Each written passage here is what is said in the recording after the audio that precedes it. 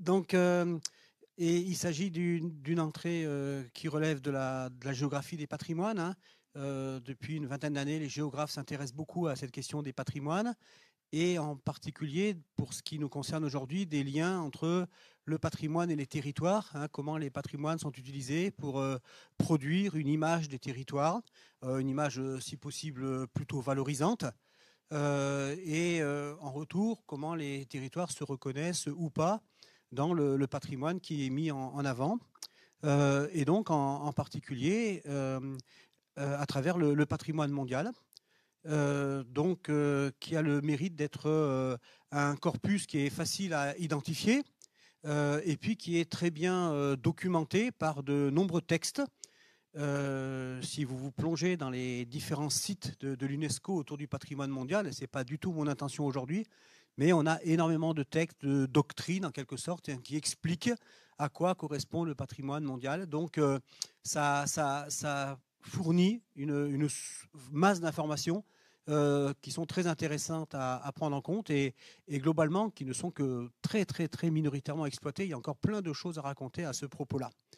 Alors, pour mémoire, pour présenter les choses très rapidement en guise d'introduction, la notion de patrimoine mondial, elle renvoie donc à un programme de l'UNESCO et plus précisément à la convention qui a été signée en 1972 sur le patrimoine mondial et dont j'ai repris là simplement quelques éléments introductifs, hein, présentant la raison d'être de cette convention, considérant que certains biens du patrimoine culturel et naturel présentent un intérêt exceptionnel qui nécessite leur préservation en tant qu'élément du patrimoine mondial de l'humanité tout entière. Donc ça, ce sont les considérants, en quelque sorte, qui vont poser les bases de cette notion de patrimoine mondial, avec la notion de patrimoine naturel et culturel, que nous retrouverons là, pour le coup, au cours de la conférence. Et puis, il y a un certain nombre de critères sur lesquels je ne vais pas non plus trop développer, mais entre autres, ce qui revient systématiquement dans toute la littérature autour du patrimoine mondial, c'est cet adjectif d'exceptionnel, hein, en particulier la notion de valeur universelle exceptionnelle, qui est un peu au centre de l'évaluation des biens qui sont susceptibles de rentrer ou pas sur cette liste. L'expression, alors qu'on a beaucoup retenu en langue française, mais que les autres pays utilisent moins, la notion de patrimoine mondial de l'humanité tout entière. Des fois, nous, on abrége ça simplement en patrimoine de l'humanité, et donc qui vient directement de cette phrase-là, hein, alors que dans les pays de langue anglaise, c'est World Heritage, et dans les autres pays, la littérature que je connais ne reprend pas ce terme d'humanité, mais qui, en français, est souvent employé. Donc, la quasi-totalité des États de la planète ont ratifié cette charte du patrimoine mondial. C'est indiqué 196 États. Hein.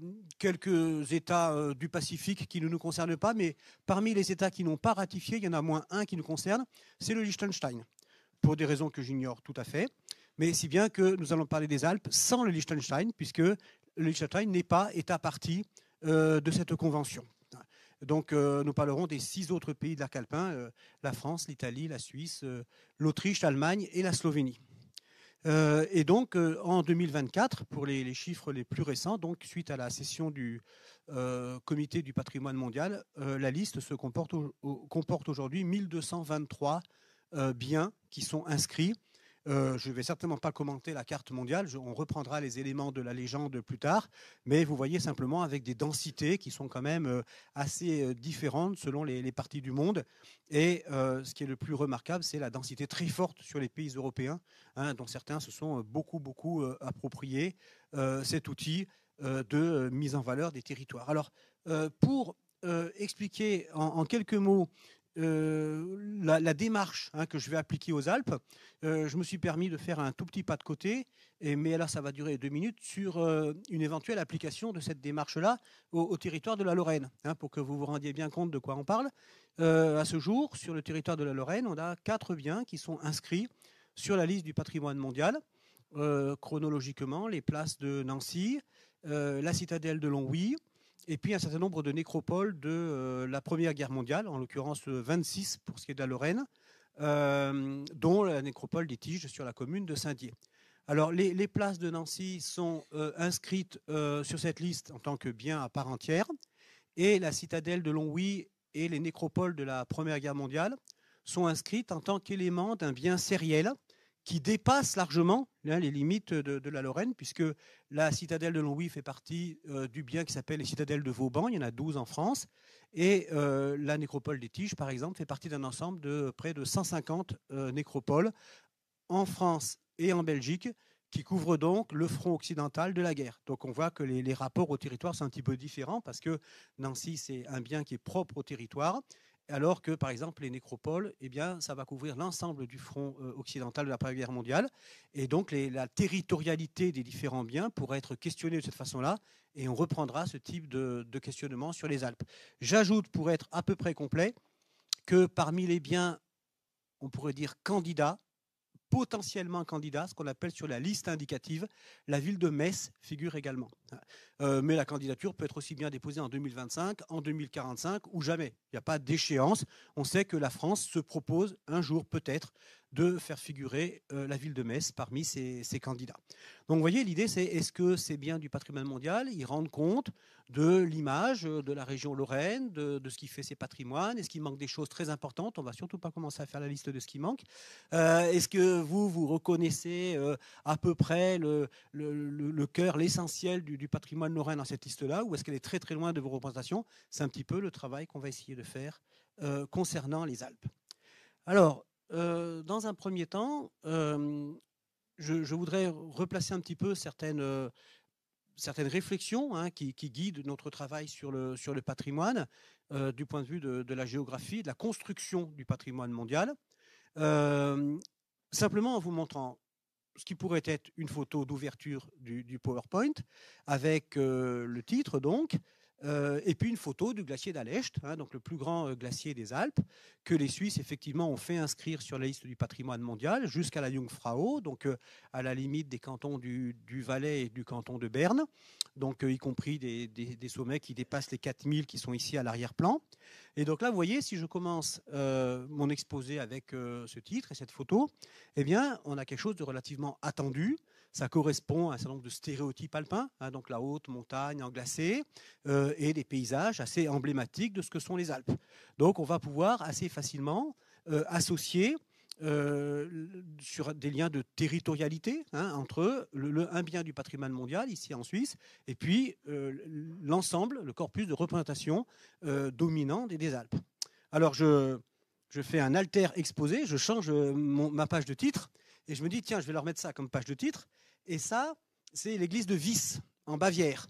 Donc c'est aussi un bien inscrit sur la liste du patrimoine mondial, je ne triche pas, et c'est aussi dans les Alpes bavaroises. Mais vous voyez que, évidemment, je prends un contre-pied si je mets ça comme page de titre, parce que là, on est sur une église baroque, rococo, qui pourrait être en Italie, qui pourrait être en Hongrie, qui pourrait être dans différents pays où ce courant architectural a été illustré. Mais à un moment, les Allemands, donc c'est l'État allemand, a décidé que cette candidature-là, elle était cohérente par rapport à ce qui faisait la valeur du patrimoine, au moins en Bavière. Et donc, ce bien a été inscrit également au patrimoine mondial à l'intérieur de l'espace alpin. Et évidemment, ça donne, si je fondais mon discours sur cette image-là, eh bien, je partirais sur quelque chose qui serait beaucoup plus contre-intuitif. Vous croyez que ça, c'est dans les Alpes? Non, vous n'y pensiez pas. Et bien, pourtant, voilà, pour l'Allemagne, c'est le bien le plus remarquable que l'on va trouver du patrimoine dans les Alpes allemandes. Donc, vous voyez, il y a quand même une forme de relativité, de subjectivité, à la fois. Moi, je fais ça comme si je présentais un exposé, mais aussi dans la façon dont les États eux-mêmes présentent des candidatures. Donc, l'idée qu'on a essayé d'illustrer dans nos recherches, c'est que le patrimoine, c'est en grande partie une affaire de discours. C'est-à-dire que pour construire du patrimoine, il faut construire un discours argumentaire qui va justifier la valeur patrimoniale du bien qu'on entend distinguer. Alors, j'ai eu l'occasion de feuilleter le dossier d'inscription d'un bien slovène, enfin en réalité yougoslave, en 1986, qui sont les grottes de Scotiane. C'était un petit dossier d'une trentaine de pages. Donc le discours était assez rudimentaire. Voilà. Aujourd'hui, les dossiers d'inscription au patrimoine mondial, c'est souvent 5, 6 volumes, c'est 2000, 3000 pages de dossiers. Il y a une convoitise, bien sûr, pour faire figurer un bien dans cette liste. Donc l'argumentation, le discours est beaucoup plus fourni. Vous voyez simplement à travers ces deux exemples, deux biens italiens, donc ça vient du même État, quasiment contemporains, 2009, 2011, donc il ne s'est pas passé voilà, des années et des années. Le premier qui est présenté comme... Alors ça, ce sont les titres officiels, les appellatifs officiels des biens UNESCO, tels qu'on les trouve sur le site UNESCO. On les trouve en français, en anglais. Je vérifie systématiquement qu'il n'y ait pas une nuance avec l'anglais. Et en général, c'est une traduction absolument littérale. Donc, il n'y a rien à vérifier. Enfin, bon. Donc, vous voyez, par exemple, le premier bien, les Dolomites. Donc ça, c'est vraiment une appellation géographique très simple. C'est un massif. On peut s'amuser à délimiter, à la limite entre la Vénétie et puis le Tyrol du Sud. C'est un terme qui a une notoriété suffisante pour se porter lui-même et pour se présenter comme étant un massif digne d'être inscrit sur la liste. Et puis, en 2011, toujours venant de l'Italie, alors un nom beaucoup plus compliqué, moi je dirais beaucoup plus alambiqué, mais qui a le même statut sur la liste, les Lombards en Italie, lieu de pouvoir 568-774 après Jésus-Christ. Donc là, l'argumentaire, on voit qu'il est d'une toute autre nature. La délimitation géographique, elle existe aussi de façon beaucoup plus vague avec la notion d'Italie. Lombard ne renvoie pas forcément à la région Lombardie actuelle, mais au peuplement, à la construction ethnopolitique du très haut Moyen-Âge, avec une période chronologique très précise. Je suis absolument ignorant de la signification de ces dates, ne connaissant pas l'histoire du haut Moyen-Âge en Italie. Et puis, cette appellation, on va dire, de type ethnopolitique, les Lombards. On sait qu'en Italie, en particulier dans les années qui ont suivi l'explosion de la Ligue du Nord, le terme de Lombard, il a été très fortement connoté sur le plan politique, en particulier en Italie du Nord. Donc là, vraiment, on a un argumentaire qui apparaît déjà pour individualiser ce bien par rapport à d'autres biens qui pourraient être retenus dans la même région. Et on voit bien que le discours produit est fondé sur des logiques complètement différentes entre le premier cas et le deuxième. Donc ça, j'avais beaucoup travaillé sur les noms des biens du patrimoine mondial. C'est assez riche d'enseignements. Et puis une affaire de discours et également une affaire de choix. Donc là, un bien italien dont on vient de parler, les Dolomites, et puis un bien inscrit par l'Autriche, le paysage culturel de Hallstatt-Darstein-Salzkammergut. Deux pays différents et avec une chronologie qui est un petit peu plus longue, puisqu'il y a une douzaine d'années qui se sont écoulées entre l'inscription de ces deux biens. Les captures d'écran sont des captures d'écran du site de l'UNESCO et les photos sont des photos qui sont prises dans la banque d'images du patrimoine mondial. Donc voilà, c'est tous des documents internes. Bon, après, le choix que j'ai fait, il est un peu arbitraire, orienté pour l'exposer. Mais vous voyez qu'on trouve des photos de la haute montagne enneigée, puisque bon, ça dépasse les 3000 en Dolomites, et puis ça s'arrête un tout petit peu en dessous de 3000 de 1996 sur le Darstein. Des photos d'églises, de villages, enfin de foyers de peuplement humain. Et les Dolomites sont inscrites par l'Italie en tant que bien naturel. Donc on va insister sur les paysages, la géologie, la géomorphologie, etc. Et le Hallstatt-Darstein-Salzkammergut est inscrite par l'Autriche en tant que bien culturel. Donc on va insister sur la présence humaine, les villages. Alors c'est vrai qu'il y a aussi une dimension archéologique, civilisationnelle qui est importante parce que Hallstatt, c'est un lieu important de la proto-histoire. Mais vous voyez que dans deux équipes différentes, on pourrait le faire en TD avec des étudiants, deux équipes différentes qui doivent produire des dossiers pour argumenter de la valeur patrimoniale, eh bien, les uns vont faire le choix de on va présenter ça comme un bien naturel, et d'autres vont dire on va plutôt insister sur les aspects culturels. Et en France, il y a des dossiers, quand on regarde leur historique, ils ont fluctué d'une catégorie à l'autre selon les périodes de l'instruction et de la préparation du dossier. Donc voilà, c'est vraiment pour qu'on voit bien ce caractère en quelque sorte subjectif de la façon dont les dossiers sont montés. Et au bout du compte, ça va apparaître sur la carte, soit comme bien naturel, soit comme bien culturel. Et après, c'est relativement intangible. Il y a quelques révisions qui sont arrivées dans le monde, mais ça ne nous concerne pas pour les Alpes. Alors voilà la carte à laquelle on aboutit. Donc actuellement, 21 biens qui sont inscrits sur la liste du patrimoine mondial dans les Alpes. Alors pour cette carte, je ne suis pas rentré dans le débat passionnant et infini sur les limites des Alpes. J'ai pris la carte conventionnelle de la Convention alpine et puis j'ai regardé les biens qui étaient à l'intérieur. Autrement, on pourrait ergoter pendant des heures sur cette question-là. Donc voilà, je laisse ça de côté. Et donc, vous voyez, on a une certaine répartition de ces biens. Je vais préciser un petit peu tout ça en termes de répartition thématique et spatiale. Et donc, dans un premier temps, les 6 pays alpins sont concernés dans des proportions différentes, mais les 6 pays alpins ont fait inscrire sur la liste du patrimoine mondial un ou plusieurs biens à l'intérieur de leur périmètre alpin. Donc on a là quelque chose par lequel tous les pays sont concernés. Je reviendrai sur la répartition spatiale, avec comme grande catégorie, ce qui peut être un petit peu étonné, vous verrez qu'il y a plusieurs aspects qui sont un peu contre-intuitifs. Le fait que les biens naturels sont très franchement minoritaires. Donc sur 21 biens inscrits, on a 5 biens naturels, 2 en Suisse, 2 en Italie. Donc c'est vraiment très lié à la stratégie d'inscription de la Suisse et de l'Italie. On reviendra tout à l'heure sur les critères. Donc ça fait un petit peu moins d'un quart. C'est assez contradictoire par rapport à d'autres textes internationaux. Je pense au texte de la Convention alpine, dont tous ces pays sont signataires, et qui, dans son préambule, présente les Alpes comme le plus grand espace de nature sauvage au cœur de l'Europe. On voit que ce n'est pas sur cette dimension-là que les États alpins ont construit leur stratégie patrimoniale. Quand je dis 2 en Italie, 2 en Suisse, vous avez un bien sériel qui sont des forêts de hêtres, ces petits ronds verts qui sont reliés, mais sur lesquels je reviendrai si j'en ai le temps. Et puis donc 5 biens naturels, ce qui signifie par différence 16 biens culturels. Donc là, très majoritaire, plus des 3/4 en proportion, ce qui signifie que l'Italie, l'Autriche, l'Allemagne principalement, la Slovénie ont surtout voulu mettre en avant le fait que les Alpes faisaient partie intégrante de leur horizon culturel. C'était pas simplement une terre avec des chamois, des bouquetins et puis des edelweiss. Donc peut-être que c'était aussi vers aller à l'encontre d'un certain cliché naturaliste, mais qu'il y avait beaucoup d'ouvrages humains qui étaient très intéressants.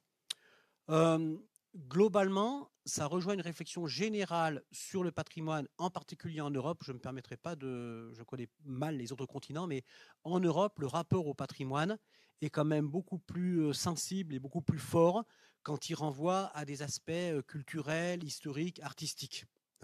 On a beaucoup de mal à imaginer qu'une autoroute puisse écraser une cathédrale ou un château. C'est très compliqué, alors qu'on a des liens qui sont quand même plus distendus. Bon, vous savez, c'est une façon de se moquer des écolos qui vont embêter tout le monde pour une fleur ou pour un papillon. Ça veut dire que globalement, c'est quelque chose de moins bien admis. Donc voilà, on le retrouve dans la stratégie des États qui effectivement vont surtout porter, alors c'est vrai de tous les États européens à quelques exceptions près, mais qui vont surtout porter des biens culturels à mettre en avant. Et puis, il y a un grand absent sur cette carte, c'est la 3e catégorie qui est prévue dans les règlements de l'UNESCO, qui sont les biens mixtes, à la fois naturels et culturels, dont la valeur repose sur ces 2 registres. Eh bien, on s'aperçoit que les 6 pays alpins, depuis 40 ans, n'ont jamais identifié quelque chose qui répondrait à cette définition de bien mixte, alors que par ailleurs, l'UNESCO est très demandeur. Parce qu'il y a un gros embouteillage sur la liste de candidatures, vous imaginez. Donc l'UNESCO met des critères pour essayer d'écrémer et de faire du tri à l'avance sur les candidatures. Et l'UNESCO a toujours dit les biens mixtes, ça correspond vraiment à la philosophie générale du patrimoine mondial. Et bien là, pour le coup, aucun des 6 pays jusqu'à présent n'est allé sur ce terrain-là. Et donc c'est un petit peu étonnant là aussi, parce que les Alpes, c'est vraiment un monde avec des interactions très riches entre les sociétés humaines, les milieux naturels. Et bien, aucun des 6 pays alpins n'a mis en avant cette dimension-là dans sa stratégie d'inscription au patrimoine mondial. Si je prends la liste, que je ne vais certainement pas détailler d'un bout à l'autre, hein, de ces 21 biens inscrits sur la liste du patrimoine mondial, on voit que les premiers sont inscrits en 1979, donc au tout début de l'histoire du patrimoine mondial, parce que la convention date de 1972, mais les premières inscriptions arriveront en 78. Donc 79, c'est vraiment le tout début. Et c'est intéressant parce que l'Italie, hein, donc est le premier pays qui fait inscrire un bien dans les Alpes et fait inscrire un bien archéologique, donc la rupestre du Val Camonica, qui sont des gravures sur des blocs en Lombardie, au nord du lac de Côme. Et donc c'est le premier bien qui va se retrouver sur cette liste. Et puis, on ne va pas tous les décliner, mais vous voyez que pour les plus récents, ça nous amène jusqu'en 2021. Donc il n'y a pas eu de nouvelles inscriptions sur les 3 dernières campagnes, hein, en quelque sorte, mais ça veut dire qu'on a à peu près toute l'historique du patrimoine mondial avec les évolutions au cours des périodes des années 80, 90 et quasiment jusqu'à présent. Donc on couvre un champ assez large du point de vue spatial et du point de vue chronologique pour raconter cette histoire et reconstituer les logiques de l'inscription sur la liste du patrimoine mondial. Sur ces 21 biens, on a différentes logiques spatiales qui sont également représentées, qui ne vont pas avoir les mêmes conséquences. On a d'une part, je reviens un tout petit peu en arrière, on a d'une part des biens qu'on peut considérer comme des biens ponctuels, qui correspondent à des édifices. Tout à l'heure, je vous ai montré l'église de Wies en Bavière, donc ici, hein, dans le sud de l'Allemagne. Donc là, c'est un seul édifice qui est inscrit sur la liste du patrimoine mondial. Comme le monastère de Mustahir dans les Grisons, par exemple, hein, donc souvent des édifices. On a ce que l'on appelle des biens qui sont plutôt surfaciques, hein, qui couvrent des régions plus ou moins vastes. J'avais commencé avec la diapo du glacier d'Alecht et de la Jungfrau. Donc là, on a plusieurs dizaines de kilomètres carrés qui sont couverts par ce bien. Qui peut aussi, par exemple, pour le Semmering, c'est une ligne de chemin de fer qui part de Vienne et qui va jusqu'à Graz, donc s'étirer sur plusieurs dizaines de kilomètres. Donc des biens ponctuels, des biens surfaciques, et puis ce qu'on appelle également des biens sériels. Donc des biens sériels, ce sont des collections en quelque sorte de sites, d'éléments qui tous ensemble constituent un bien inscrit sur la liste du patrimoine mondial avec une forme de solidarité en termes de gestion. Ça veut dire que tous doivent être gérés de façon un peu sérieuse. On a par exemple ces fameuses séries des hêtres, des forêts de hêtres d'Europe, hein, qui débordent largement le seul cadre des Alpes, on le verra sur une carte ensuite, ou par exemple les Sacri-Monti du Piémont et de Lombardie. Donc là, on a également des sites sériels, hein, qui sont présents, donc on a les différentes catégories de ce point de vue-là par rapport à l'espace occupé. Et enfin, pour montrer cette diversité sous un troisième angle, qui est souvent les liens entre patrimoine mondial et tourisme, hein, qui est souvent une question qui est posée, le développement touristique par rapport à l'inscription sur le patrimoine mondial. On a des situations qui sont extrêmement différentes, hein. Salzbourg, par exemple, qui est vraiment un pôle majeur du tourisme en Autriche, on va dire juste après Vienne, ou à nouveau, par exemple, la Jungfrau, qui est desservie par toute une série de remontées mécaniques et qui est vraiment un pôle du tourisme mondial dans les Alpes, un peu l'équivalent du Mont Blanc. Donc là, c'est des lieux avec une très très forte intensité de mise en tourisme. On a des lieux qui peuvent faire l'objet d'une fréquentation touristique, par exemple sous forme de randonnée, mais qui va être beaucoup plus diffuse, hein, comme le lieu tectonique suisse Sardona ou le Mont San Giorgio autour du lac de Lugano. Donc il y a une forme de fréquentation, effectivement, mais qui n'a rien à voir en termes d'intensité avec ce qu'on a vu précédemment. Et puis on a également des sites qui sont soustrait quasiment, hein, à toute mise en tourisme. Donc typiquement, les sites des forêts de hêtres ont souvent un statut de réserve biologique, voire de réserve intégrale. Et donc là, pour le coup, ça ne s'accompagne pas du tout d'une quelconque forme de valorisation touristique. Pour la France, c'est un site qui est juste à l'ouest de Gap, hein, dans les Hautes-Alpes. Donc voilà. D'un point de vue touristique, par rapport souvent, on parle de Venise ou on parle de grands sites comme ça, le statut touristique des sites du patrimoine mondial est plus varié, hein, que ce qu'on met souvent en avant. Alors, la répartition par pays, si je les range à la fois par catégorie et par pays, donc les 6 pays qui nous intéressent donc, comptent au total 170 biens inscrits sur la liste du patrimoine mondial, dont 21 dans les Alpes, c'est-à-dire une moyenne de 12%, qui n'a pas un intérêt énorme. Je ne vais pas insister sur cette moyenne. Mais surtout, ce qu'on voit, c'est qu'il y a franchement 3 catégories de pays très différents qu'on peut distinguer. Et là, pour le coup, c'est relativement attendu, hein, ce n'est pas forcément une énorme surprise. Bien sûr, la Suisse et l'Autriche, où le territoire alpin est présent dans des proportions beaucoup plus importantes, et puis également dans la culture suisse et autrichienne, par rapport à des lieux, on pense à la prairie du Rütli par exemple, qui n'est pas au patrimoine mondial, mais qui est vraiment le lieu de naissance de la nation suisse, avec le serment de 1291. Bon, on voit qu'en Suisse et en Autriche, on a une majorité, entre la majorité et les 2/3 des biens qui se situent dans les Alpes. Donc il y a vraiment un lien très très fort qui est proposé entre les hauts lieux du patrimoine suisse et autrichien et puis leur dimension alpine. D'ailleurs, on peut noter que les catégories ne sont pas exactement les mêmes, hein, les catégories qui sont mobilisées, parce que la Suisse a beaucoup plus une proportion de biens naturels de façon générale, et donc on va en retrouver 2 dans les Alpes, alors que l'Autriche a relativement peu mis en avant les biens naturels dans sa liste du patrimoine mondial. La Slovénie et l'Italie, c'est un petit peu hasardeux de faire des pourcentages parce qu'on est quand même sur des chiffres très faibles, hein, donc les pourcentages, je les donne pour ce qu'ils sont, ils ne valent pas grand-chose. La Slovénie, sur 5 biens inscrits, la plupart très récemment, la plupart depuis le milieu des années 2010, il y en a un seul qui se trouve dans les Alpes. Et donc 20% pour la Slovénie, 14% pour l'Italie. Donc là, on tombe sur une proportion qui est minoritaire, mais qui est quand même relativement significative. Hein. Alors, la carte du patrimoine slovène, je ne sais pas si vous l'avez bien en tête. En revanche, la carte du patrimoine italien, tout le monde voit à peu près ce que c'est. Hein. Donc, évidemment, il y a beaucoup de très, très grands sites qui sont en dehors des Alpes. Rome, Florence, Venise, Pompéi, etc. Donc, c'est intéressant de voir que par rapport à ces grands sites historiques et en grande partie issus de l'Antiquité, il y a quand même une proportion qui est assez significative de biens alpins. Et là, c'est lié en partie à la dimension régionale. Je vous ai dit, ce sont les États qui vont déposer les dossiers devant l'UNESCO. Chaque État a un ambassadeur à l'UNESCO, et donc les stratégies sont des stratégies nationales. Mais dans des pays avec des fortes identités régionales, ça vaut pour la Lombardie ou pour le Piémont, mais par exemple en Espagne, ça vaut pour la Catalogne. Vous avez aussi une forme d'équilibre interne où on va laisser une place à ces régions qui ont un rôle, un poids politique important. Et donc la Lombardie et le Piémont, plus que les autres régions alpines, hein, plus que la Vénétie par exemple, ont beaucoup mis en avant la dimension alpine de leur territoire. Hein, ce qui explique aussi que ces biens soient quand même relativement nombreux en Italie par rapport à l'ensemble du territoire. Et puis, troisième catégorie, la France et l'Allemagne, où là, pour le coup, les biens situés dans les Alpes sont quand même extrêmement minoritaires, enfin marginaux. Hein.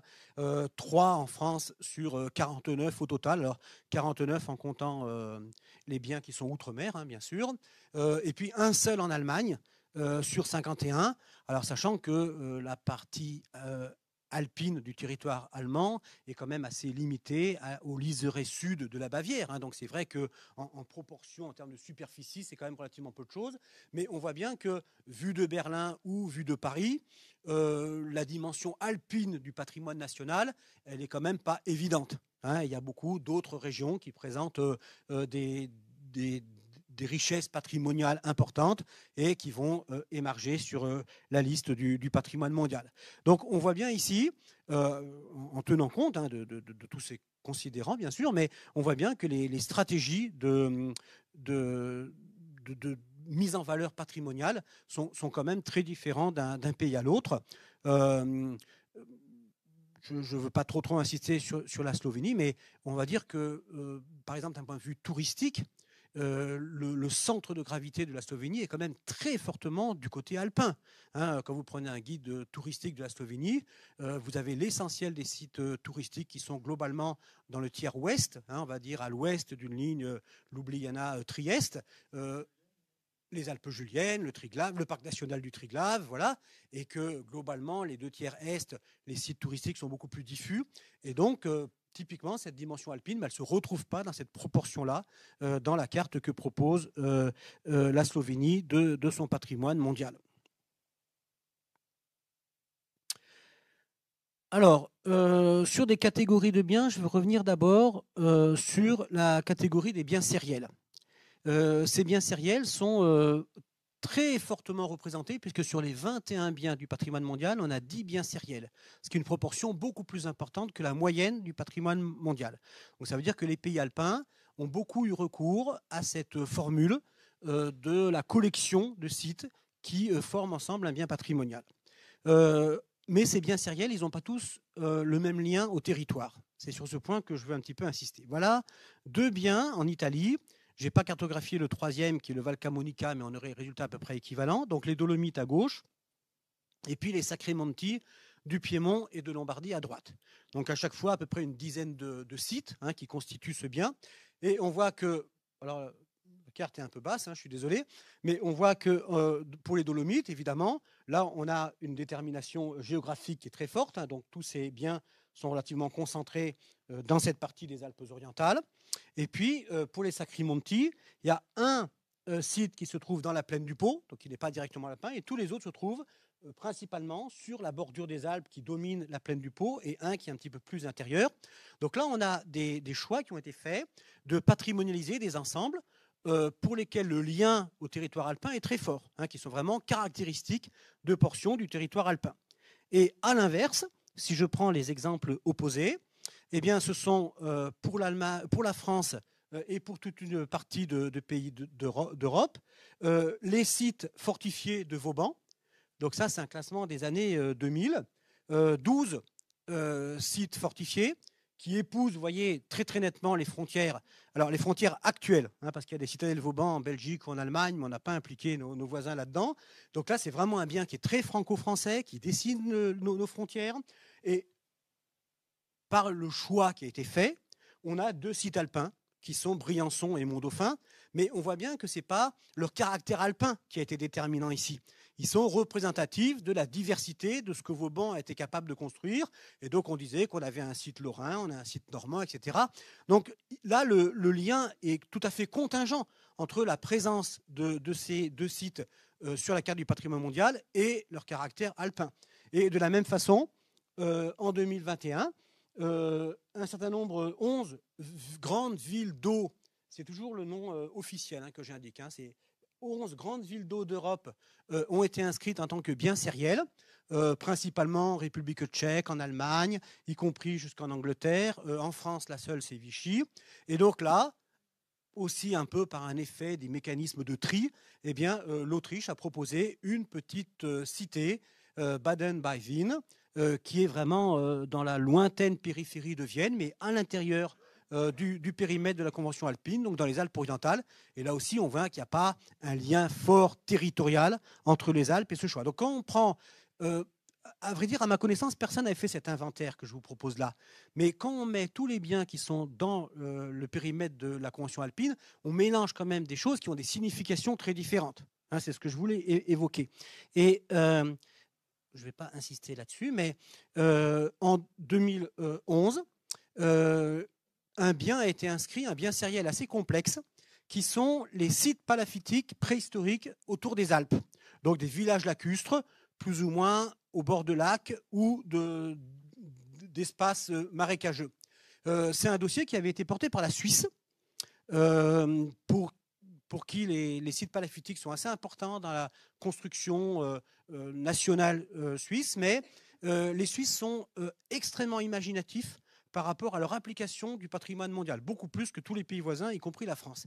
Ils ont beaucoup d'idées et de montages intéressants, et ils se sont dit qu'ils augmentaient leurs chances s'ils arrivaient à impliquer les autres pays alpins et à présenter ça comme un trait culturel propre aux Alpes. Et donc, effectivement, ils ont fait monter dans le train les 5 autres pays, à l'issue de toute une série d'arbitrages assez complexes.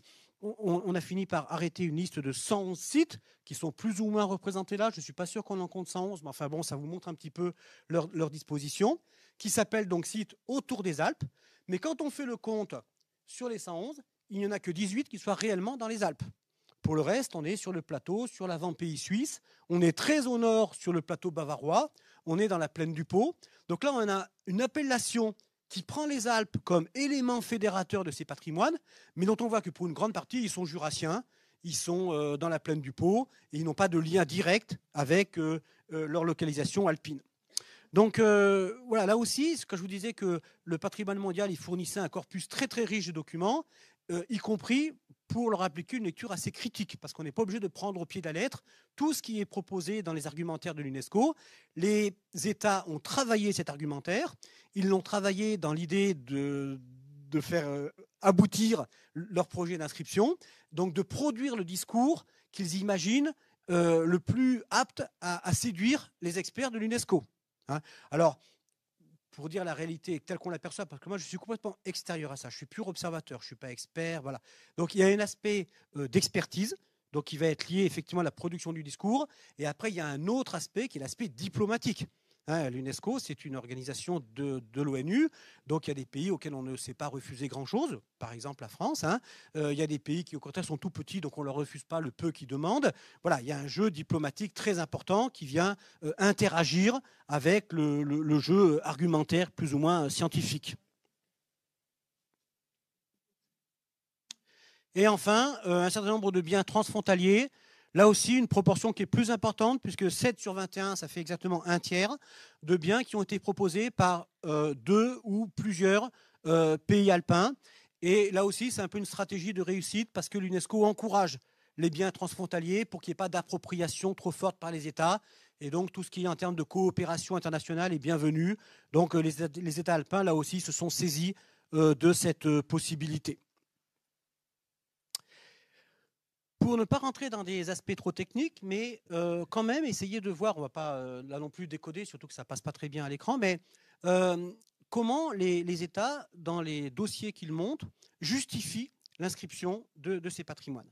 Alors, il y a des critères qui sont assez précis, en même temps assez larges, mais enfin qui ont été édictés, qui ont été revus à plusieurs reprises. Il y a 10 critères, 6 pour les biens culturels et 4 pour les biens naturels. Et donc, chaque dossier doit prouver qu'il satisfait un ou plusieurs de ces critères. Et après, dans les bases de données de l'UNESCO, pour chaque bien, on a les critères au titre desquels chaque bien a été inscrit. Donc, on peut faire des petites statistiques rapides, etc. Donc là, pour les biens culturels, donc on doit avoir 16 normalement sur le côté, si la vie est bien faite, on voit que leur répartition est très, très différente. Les 2 critères qui sont les plus couramment utilisés, représenter un type de construction ou d'ensemble architectural, donc exceptionnel, unique, etc. Et pour 9 d'entre eux, critère 2, témoigner d'un échange d'influence considérable. Donc ça, ce sont les principaux critères qui sont utilisés. Donc un côté architectural, souvent, enfin dans certains cas, par rapport aussi aux contraintes du milieu alpin. Donc construire dans la pente.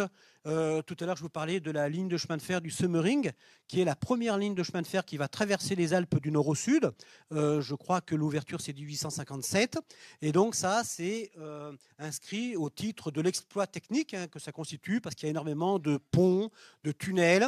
Et donc on est au tout début de la construction de ces ouvrages d'art ferroviaires, surtout sur une longueur aussi importante, où par exemple le réseau des chemins de fer rétiques, donc dans les Grisons, qui déborde un tout petit peu sur l'Italie.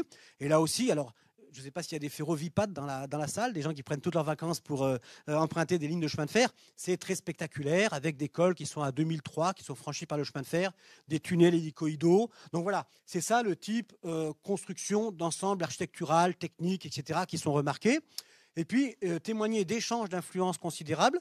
Ça, c'est assez intéressant que les États alpins aient souvent utiliser le levier de ce critère 2 pour montrer que les Alpes sont au cœur de réseaux d'influence, d'échanges très anciens, et que les Alpes ne sont pas un isolat au cœur de l'Europe, mais qu'on trouve des influences germaniques, italiennes, slaves, etc.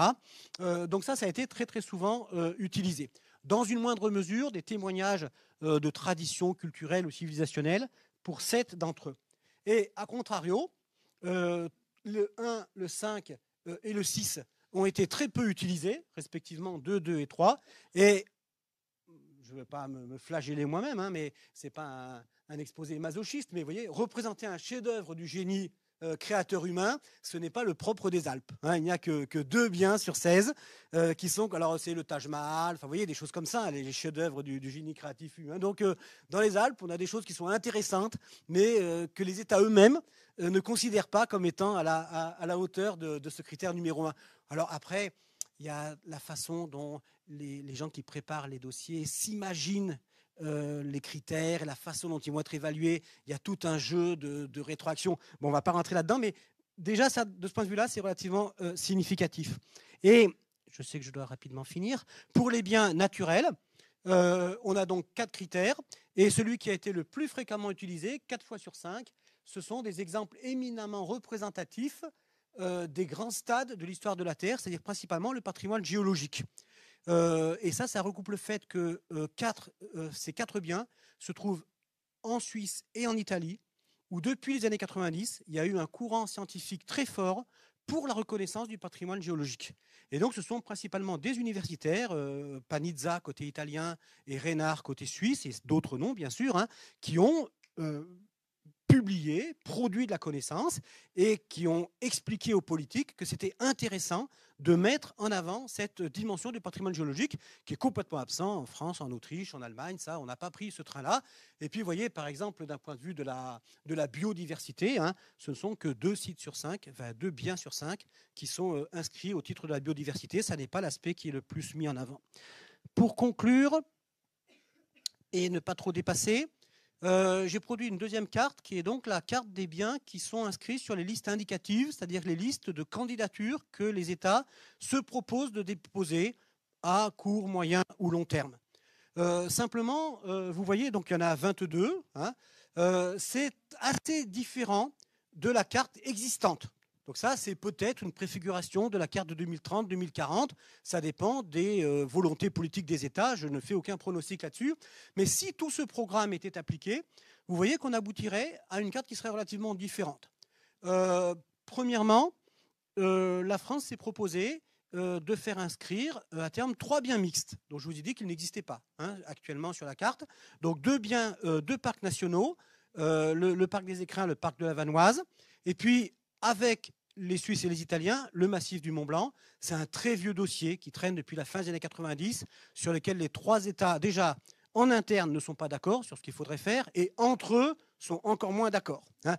Donc c'est un dossier qui traîne depuis fort longtemps, et moi je ne vois pas trop comment il pourrait aboutir dans l'état actuel.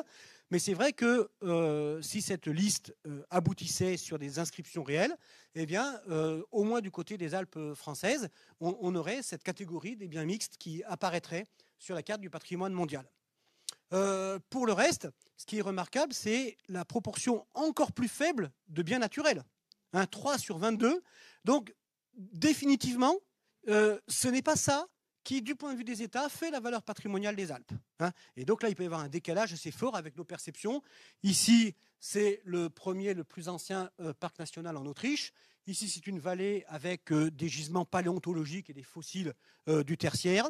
Et puis là, il y a eu un projet de biens franco-italo-monégasque, mais qui a été expertisé de façon négative. Donc pour l'instant, la candidature ne semble pas pouvoir aboutir. Et pour le reste, vous voyez, ce sont entièrement des biens culturels, principalement portés par l'Autriche.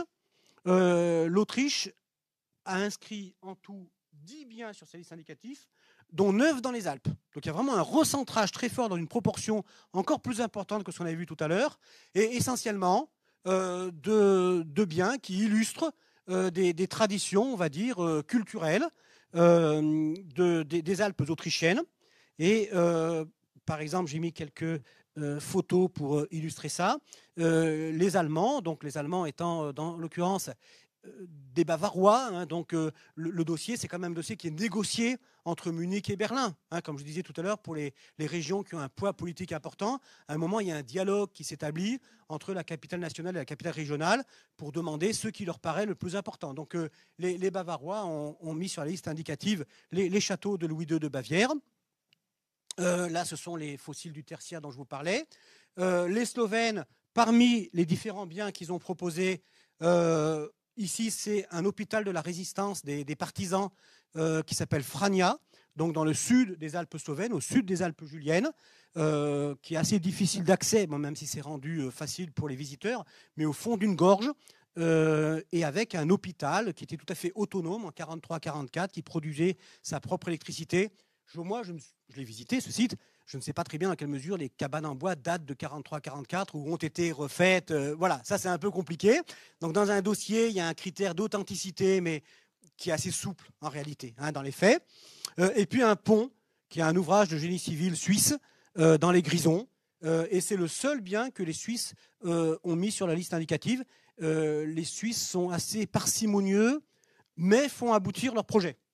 Contrairement aux Français ou aux Italiens qui en ont 36 ou 32, mais certains qui traînent sur la liste depuis 25 ans.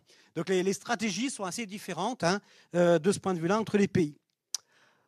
Voilà, pour ne pas trop déborder, c'était un portrait forcément partiel et subjectif, mais de la façon dont les États alpins mettent en scène, en quelque sorte, le patrimoine de cet espace. Je vous remercie beaucoup pour votre attention.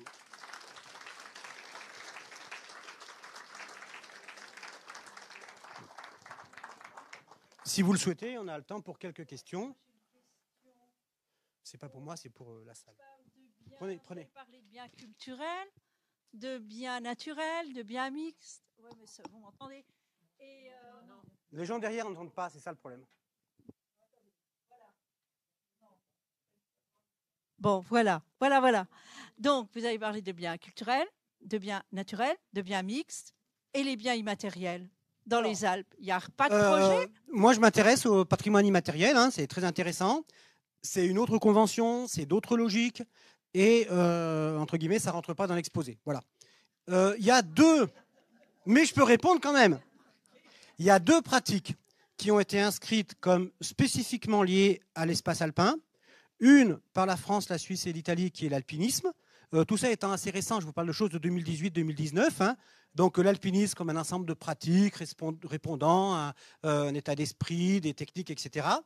Et une deuxième pratique qui a été inscrite par la Suisse et l'Autriche, le nom exact m'échappe, mais c'est la gestion traditionnelle du risque d'avalanche. Et donc comment l'urbanisme, l'architecture, etc. S'organisent par rapport à ce risque. Donc voilà, ça ce sont les deux pratiques que j'ai identifiées dans la liste du patrimoine culturel immatériel comme fortement liées à l'espace alpin. Et à ma connaissance, c'est tout. Oui, vous m'entendez? Oui, bonjour. Oui, je vous entends. Merci pour cet exposé, c'était extrêmement intéressant. J'avais juste une rapide question. Est-ce que vous connaissez le taux d'échec à l'UNESCO de ces différents projets? Et est-ce que le taux de réussite ou d'échec de ces demandes de ces 6 États est lié d'une façon ou d'une autre à la contribution financière qu'ils apportent à l'UNESCO? Alors, pas directement, parce que l'UNESCO a toujours eu un attachement très fort à des pays relativement pauvres dont la contribution est très faible. Et donc, si vous prenez la carte mondiale, elle n'est pas indexée sur le PIB, quoi, hein, ni sur la contribution. Donc, ce n'est pas ça le critère principal. Le taux d'échec et de réussite, alors, en une minute, quand un État se propose de déposer un dossier, ce dossier va passer devant une expertise internationale. Des experts de l'UICN pour les biens naturels et des experts de l'ICOMOS pour les biens culturels. Globalement, dans la quasi-totalité des cas, on ne rejette pas, on ne refuse pas les projets parce que l'UNESCO a extrêmement peur de tout ce qui pourrait être taxé d'ingérence. Donc si tel et tel pays a considéré que ce bien-là méritait d'être sur la liste, l'UNESCO ne dit pas mais ce sont des plous qui ne comprennent rien, etc. Donc il y a demande de repréciser, demande de reformuler, demande de revenir d'ici 2 ans ou 3 avec un dossier un petit peu plus mûri. Donc des rejets stricts, il y en a relativement peu. La France s'est déjà fait retoquer pour la grotte Chauvet. La grotte Chauvet n'est pas passée du premier coup parce que le dossier était mal foutu. Hein. Passée du premier coup. Elle n'est pas passée du premier coup. Mais ça veut dire qu'elle avait le droit de pouvoir revenir. Alors, on a toujours le droit de refaire ce dossier, bien sûr. Et globalement, il y a relativement peu de refus. Le jour de la réunion du comité du patrimoine mondial, la grande majorité des dossiers passent. Et quand on voit ceux qui ne passent pas, ils sont souvent reproposés. La France a eu un très gros échec, enfin, à mon avis définitif, qui était autour de 2005, un dossier sur le classement à titre des biens naturels de 19 grottes avec des concrétions naturelles exceptionnelles. Le dossier avait été préparé par un chargé de mission de la DREAL à l'époque Midi-Pyrénées. Ce dossier n'était pas dans les critères de ce que l'UNESCO attendait et il a été rejeté. Et là, alors là, c'est plutôt un moment, il est toujours sur liste indicative, on le trouve toujours sur liste indicative, et à un moment donné, c'est la France qui arbitre et qui dit non, si c'est pour se prendre une deuxième gifle, ça ne vaut pas le coup, autant proposer autre chose. Voilà, c'est plutôt de l'autocensure que l'évaluation sanction. Merci. Et je finis. Et à ma connaissance, il y a 3 biens qui ont été rayés. Donc, l'UNESCO a considéré que les États qui étaient responsables de la préservation ne faisaient pas leur boulot de façon efficace. Donc, en Oman, en Allemagne et en Angleterre. Et après quelques mises en garde, etc. Alors, c'est vraiment comme un bonnet d'âne. Hein. C'est-à-dire que quand vous prenez la liste de l'UNESCO, ils y sont toujours, mais ils sont barrés en rouge. Comme ça, tout le monde le sait. Donc, voilà, les procédures d'évaluation.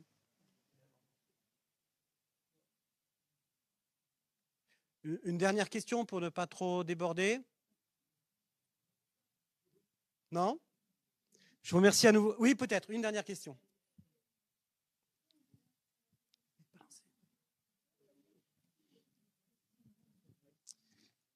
Merci pour l'exposé. C'est une question très naïve. Est-ce que le fait de déposer relativement peu de patrimoine naturel, c'est aussi pour l'exploitation économique? On sait qu'il y a beaucoup de pistes de ski, beaucoup de projets qui font débat. Est-ce que si c'est protégé, c'est pas plus pénible?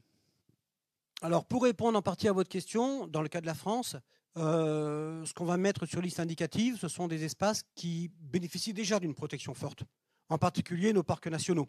Hein. Donc là, on considère que la mesure réglementaire, elle est déjà en place. S'il y a eu des conflits avec la population, ils ont déjà eu lieu. Et l'UNESCO ne rajoute pas une strate de réglementaire. L'UNESCO, c'est un engagement de l'État à le gérer le plus proprement possible. Donc, si votre argument était exact, ça n'empêcherait pas de proposer des réserves naturelles, des parcs nationaux, où on est à la hauteur des standards internationaux de protection. Alors évidemment, aller proposer un espace sur lequel il y a un projet d'exploitation minière, ce serait un peu se tirer une balle dans le pied, mais on dirait qu'à côté, il y a beaucoup d'espaces qui seraient éligibles. Voilà. Je vous remercie à nouveau. Bonne fin de festival.